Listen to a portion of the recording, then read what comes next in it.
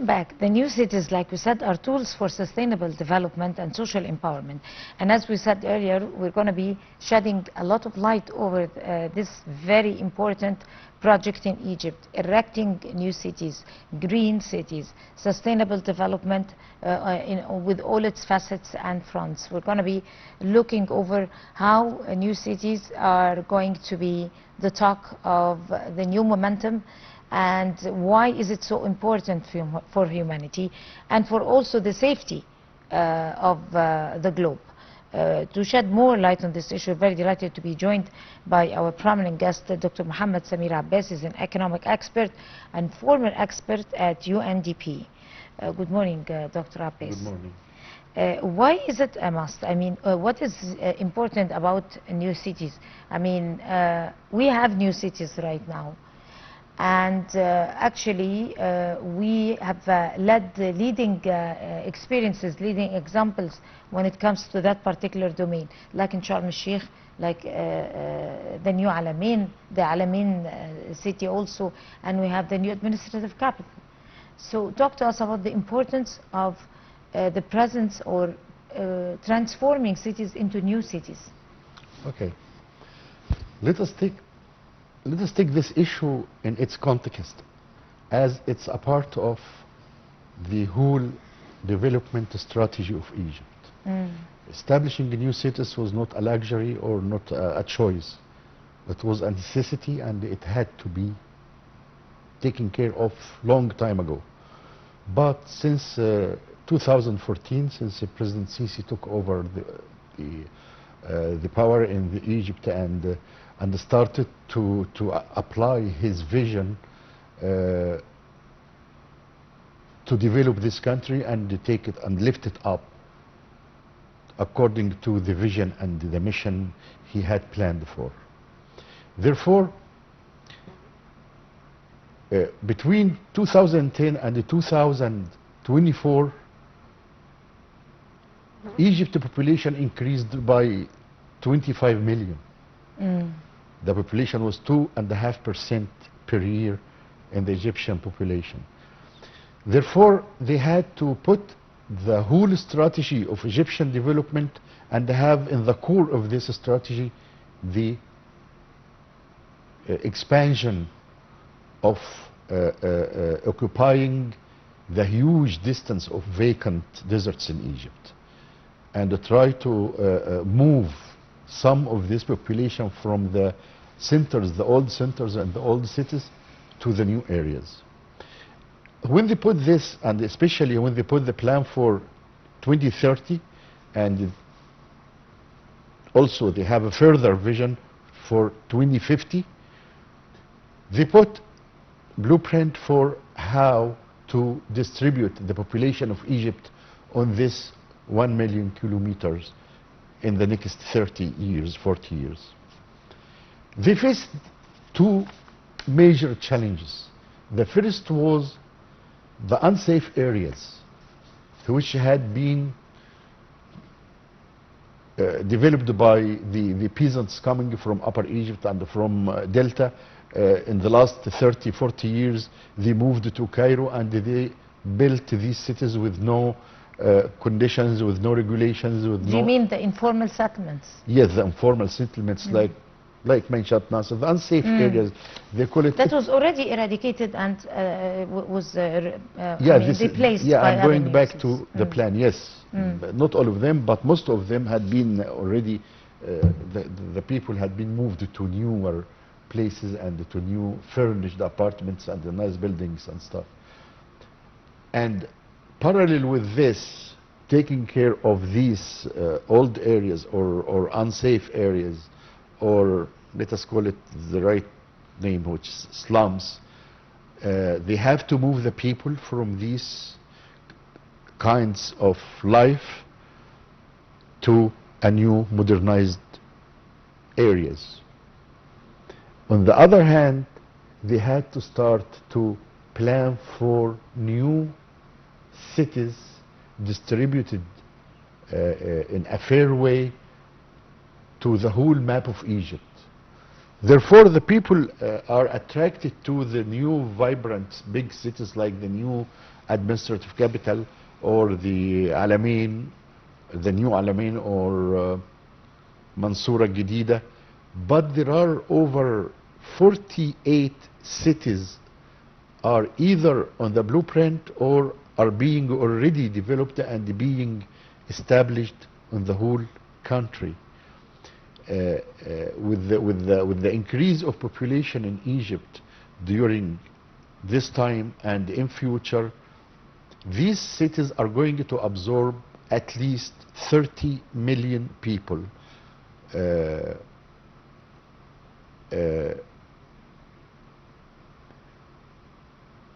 This is not the whole number of people expected to be settled in these new cities, but at least 30 million people will be taken of the population of Egypt. Building these cities, first of all, we had 5 generations of cities in Egypt. First, second, third. Until the third generation, they were established in the 80s and the 90s, like 6th of October and like 10th of Ramadan, like 15th of May. All these cities, they are considered second generation of cities, which are based on the basis of the human needs. They were not intelligent, they were not equipped with new sophisticated technology. The new cities which are being built now are 4th generation and 5th generation, which is equipped with a new different infrastructure, including the roads, including the whole lifestyle in these cities is different compared to the old ones. The people, I know that the viewers of the TV are not interested much in the numbers, but let us just remind people with some numbers here. We have about 48 million, about 48 new cities in Egypt. Not only the famous and the known cities, but we have cities alongside the Nile River. From Aswan, there is a new city in each governorate, and in some cases in the Markaz, which is the centers beside the provinces. capitals. But then we can hear that evokes another important question, which is, according there are 2 types of thinking, or 2 types of planning, let me say, or systems. The new system, the modern one that you kindly unfold, and the old one. According to the concept and planning and sustainable development program of UNDP and even UNESCO and UNICEF, there are features for new smart cities that are supposed to be implicated on the map. You don't just build a city and that's it. It should be built with specifications. On the other hand, we grew up to having in the back of our mind with the knowledge and acquaintance and awareness of the old authentic cities that were built, and the buildings, the good old buildings that that were caring about hygiene, and also all the properties and description of a very good healthy building. For years and years and years it was sustainable, and until this very moment it is the best compared to the new ones. So there might be a misconception, or there might be a mixture when it comes to the awareness of what is exactly that come to the best interest of any citizen. Is it the new smart building, or it's the old authentic building? Let us put it this way. We as human beings are slaves to what we had accustomed to do. We always love what we are usually the good doing. old things. Exactly. But when we put in front of something new and attractive, we get attracted to that.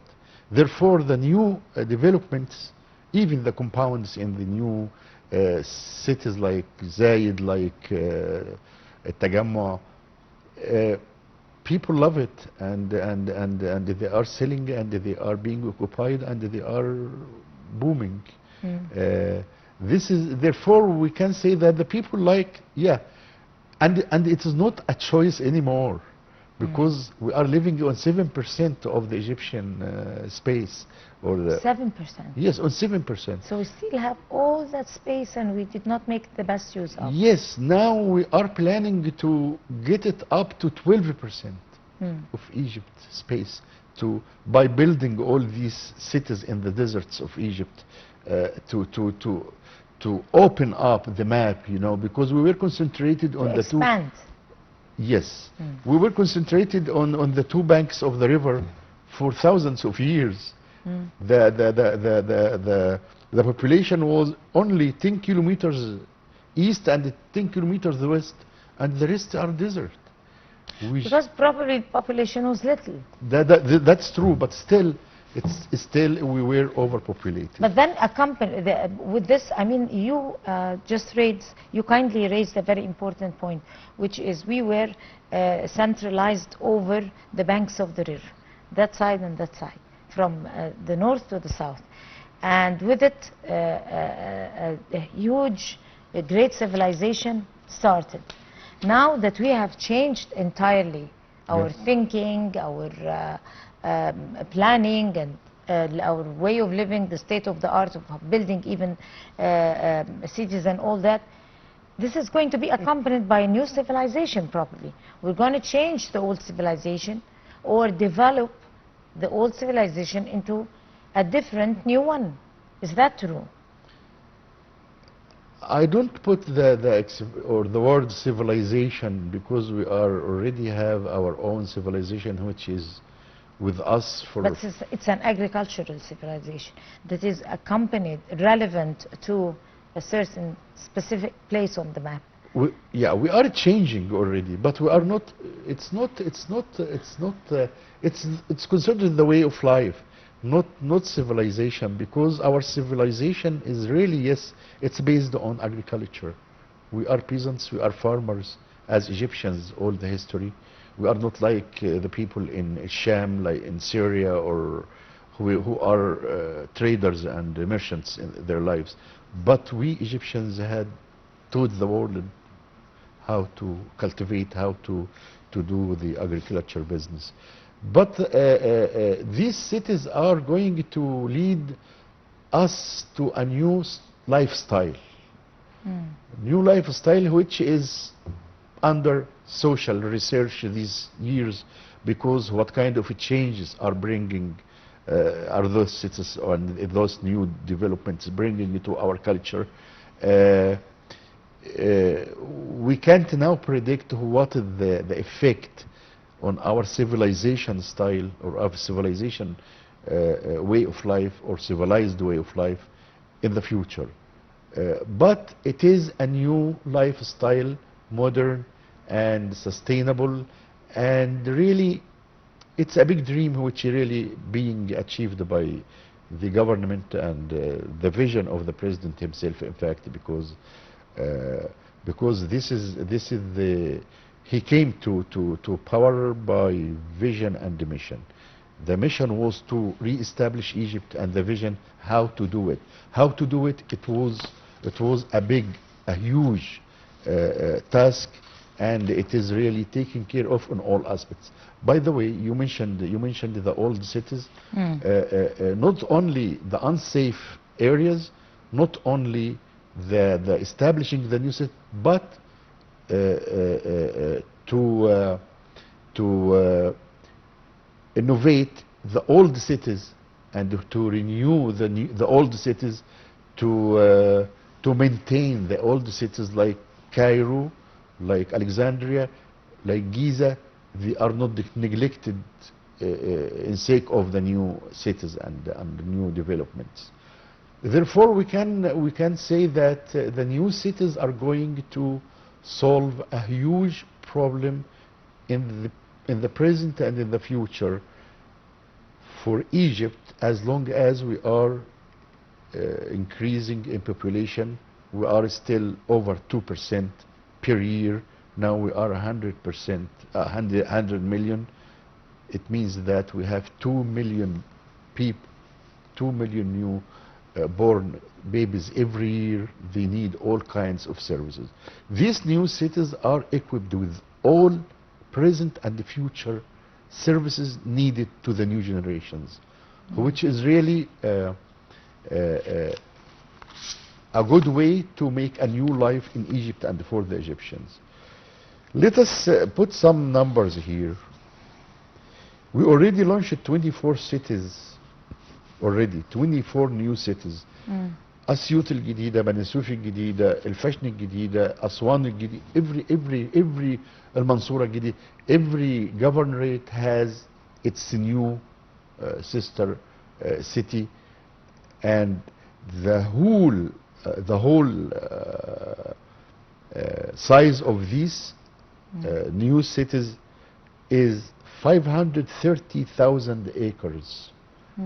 The whole which are dedicated to build these new cities. Right. I guess we're running out of time. No. We'll have to end it here. Many thanks to you, Dr. Mohammed Samir Abbas, economic expert and former expert at the UNDP. It has been a great pleasure receiving you here in the Breakfast Show. Thank you so much. Thank you. You know, big thank you. It's not enough to have such kind. Hopefully, on a promise from you to come again, and we could continue this very interesting topic and have the best knowledge from you.